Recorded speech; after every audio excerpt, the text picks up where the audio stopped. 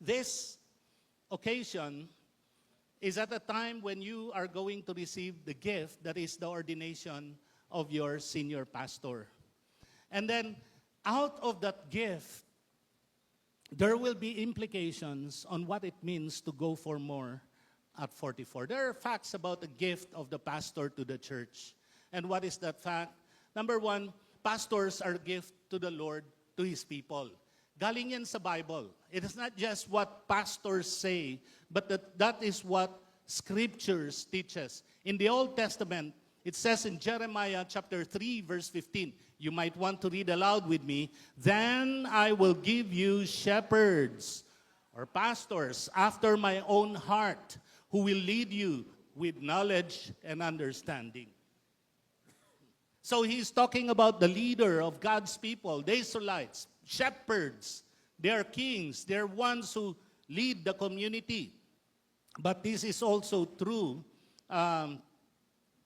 This is also true with the New Testament church, the people of God in the New Testament. Sabi sa Ephesians chapter 4, verse 11, "And Christ Himself gave." And the word "gave" there could be translated as gift. And Christ Himself gifted the church with pastors. Oh, thank you.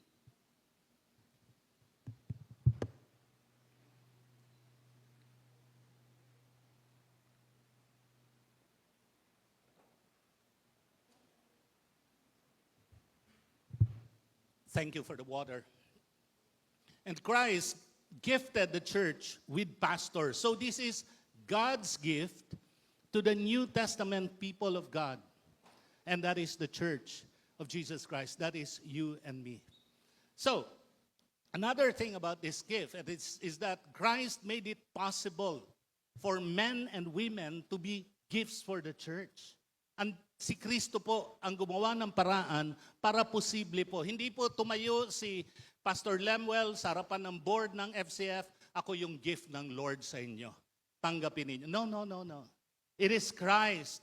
It is Christ who made that possible. Sabi nga doon sa Ephesians chapter 4, verses 8 to 10, tayo. And let us read with reverence this passage of Scripture.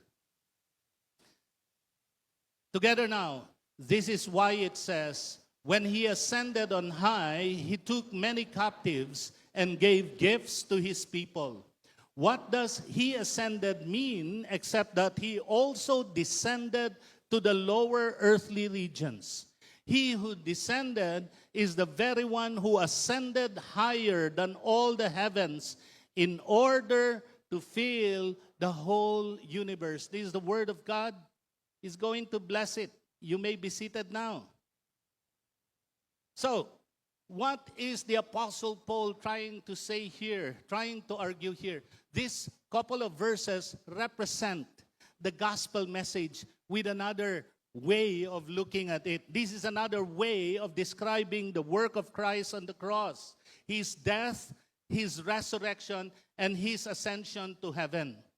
And this is the basis to which Apostle Paul says it is gifts to the church are made possible because of the work of Christ, because of His coming to earth, His death, His resurrection, and His ascension to heaven.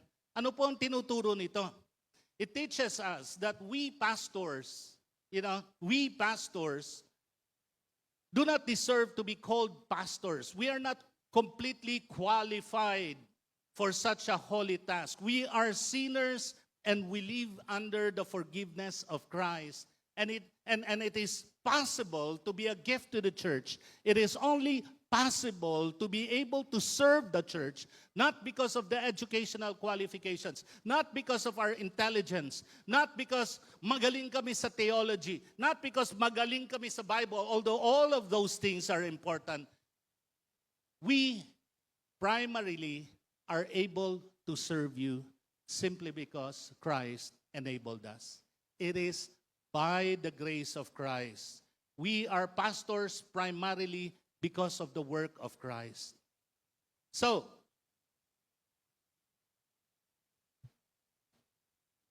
more than our qualifications and what we have attained, we are grace-enabled. That is our main credential. We are not, quote-unquote, full of grace. Ano difference nun, Pastor? You know, full of grace, you are a repository of God's grace and you dispense it.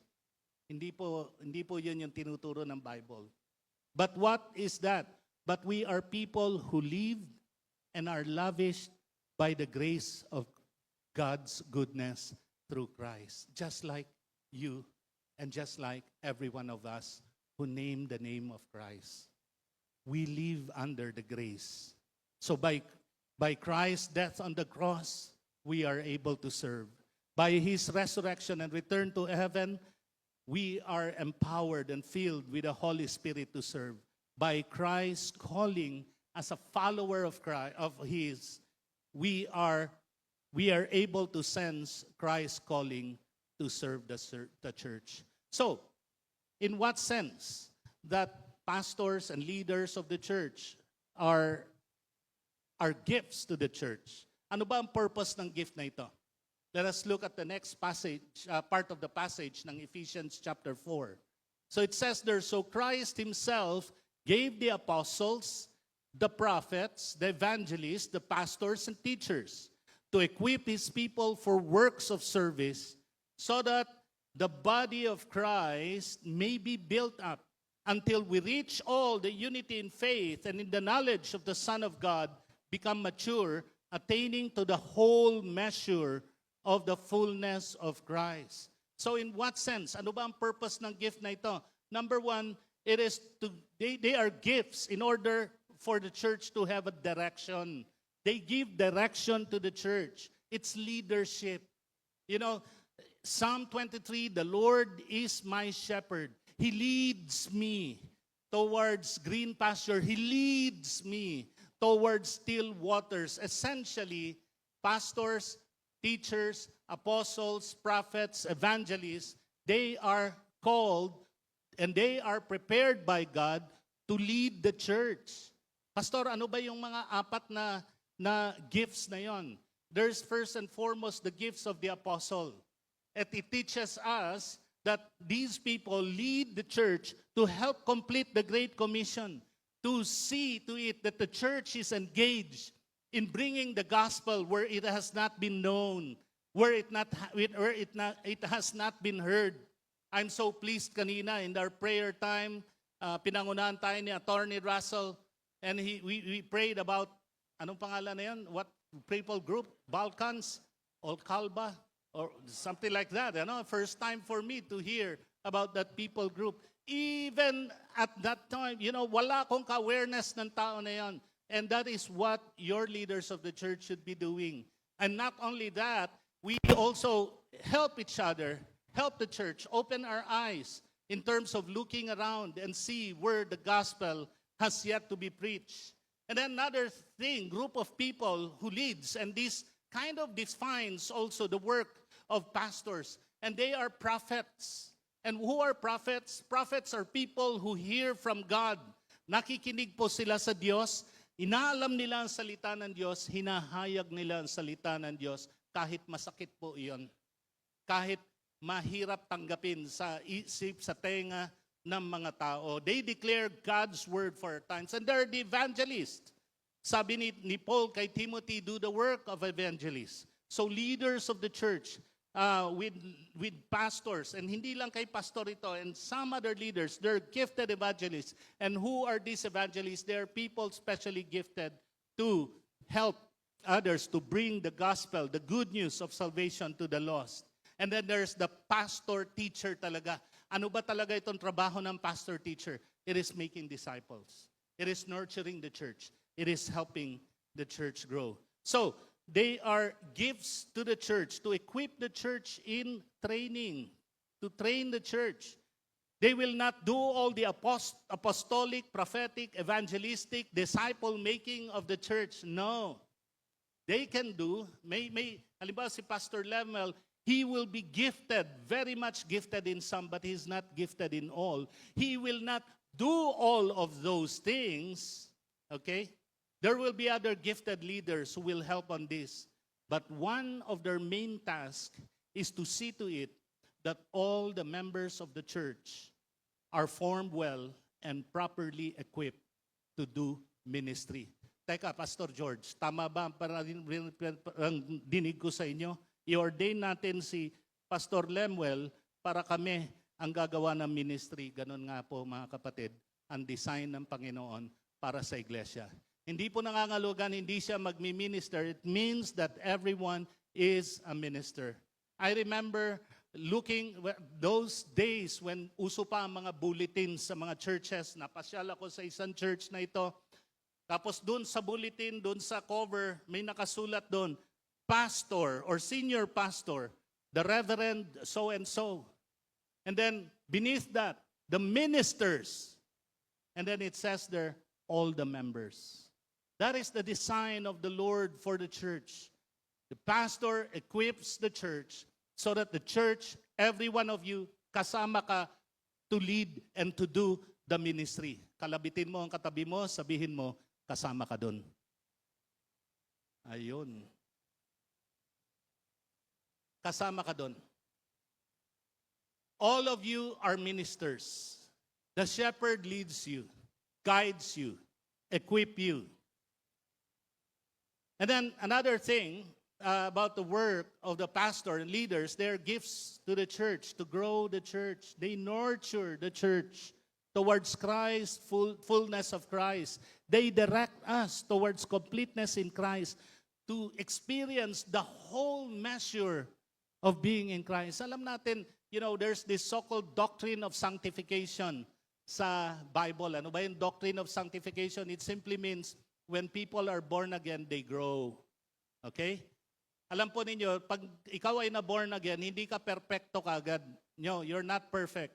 But you grow towards perfection. You grow towards the perfection of Christ. We grow towards Christ-likeness. And that is one of the tasks of the leaders, the pastors of the church. He ensures that people, the members of the church, by the work of the Holy Spirit, by the nurturing of the Word, the church is formed into the likeness of Christ. Mga kapatid, sana ang FCF for another 44 years, hindi lang magiging katulad nung dati, kundi we all grow to be Christ-like.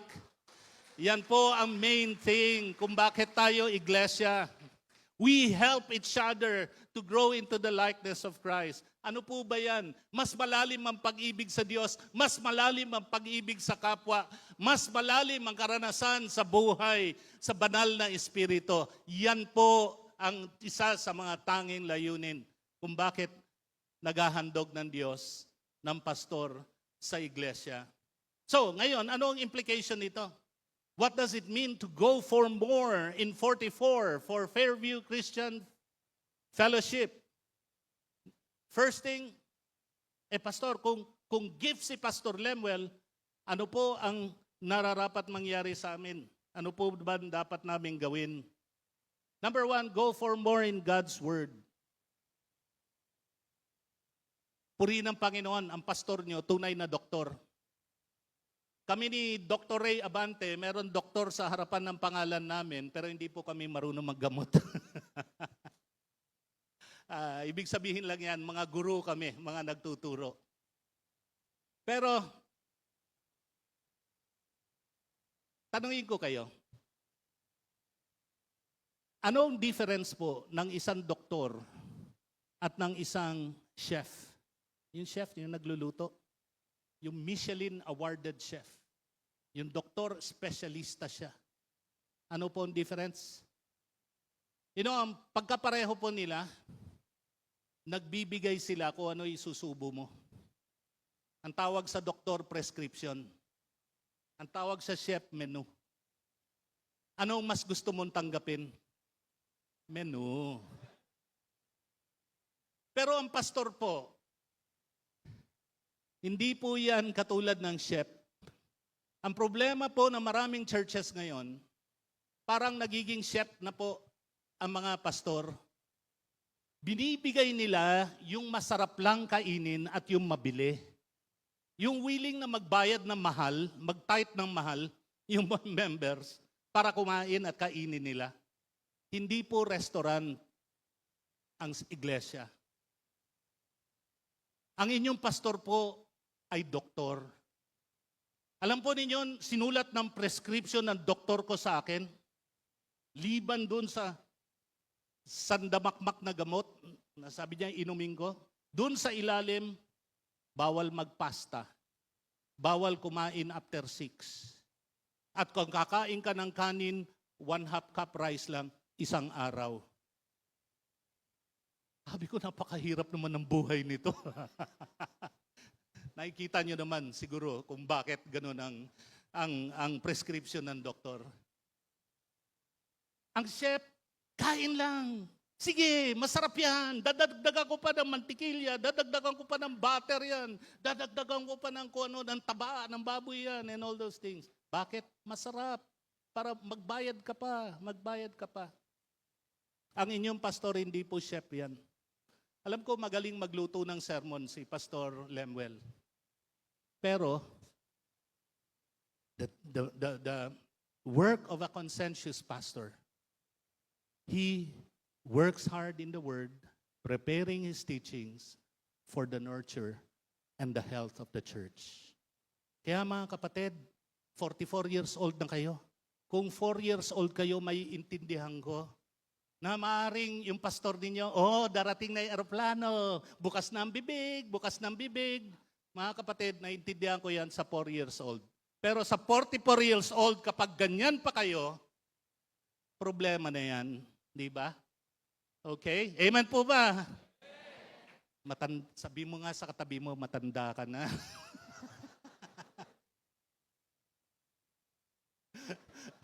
Alam mo na kung paano ang dapat para sa iyo. Hindi ka nadadala doon sa mga pastor na nagpapaka-chef na masarap ang ulam nila. Actually, kaya nga doon na nangyayari sa mga pastor ngayon parang mga entertainers. Paano?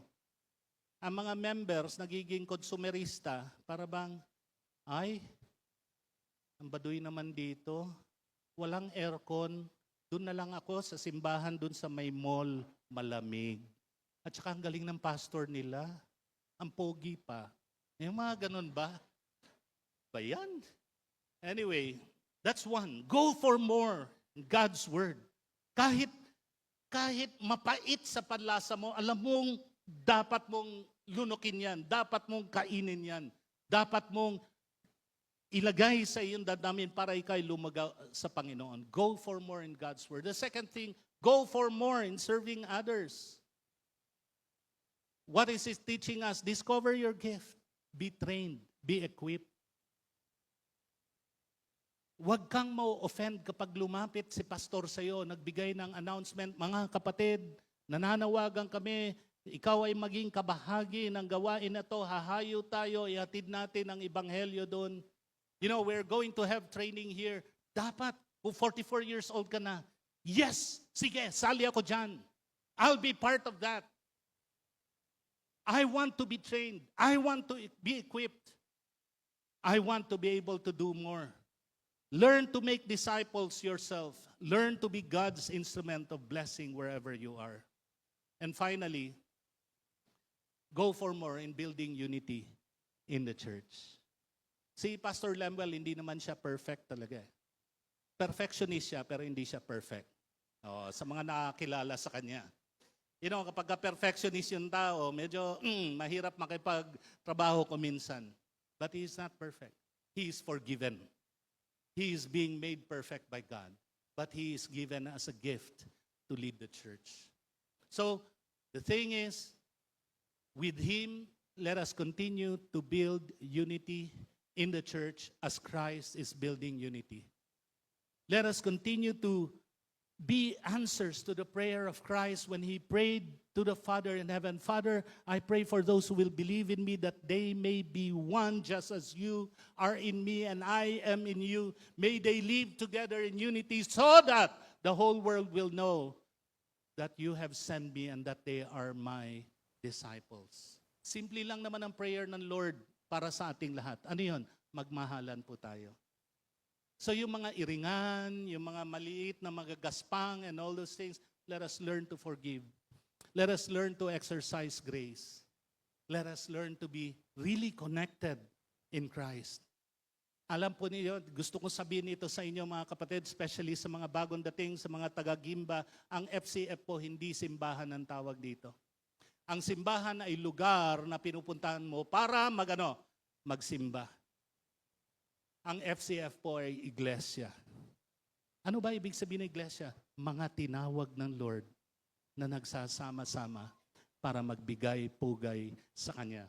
Mga tinawag ng Lord para mahalin ang Diyos at malahin natin ang kapwa. Yan po kayo. Kaya FCF, ngayon dahil kayo'y binigyan ng regalo ng Panginoon, handog ng Panginoon, go for more at 44.